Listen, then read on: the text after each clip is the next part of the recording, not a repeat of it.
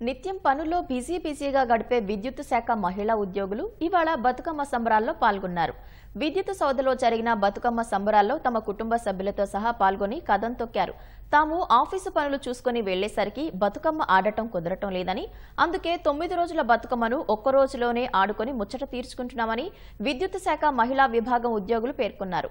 బతుకమ్మ ఆటల అనంతరం ఒకరికి ఒకరు సత్తులు పంచుకొని బతుకమ్మ శుభాకాంక్షలు తెలియజేసుకున్నారు.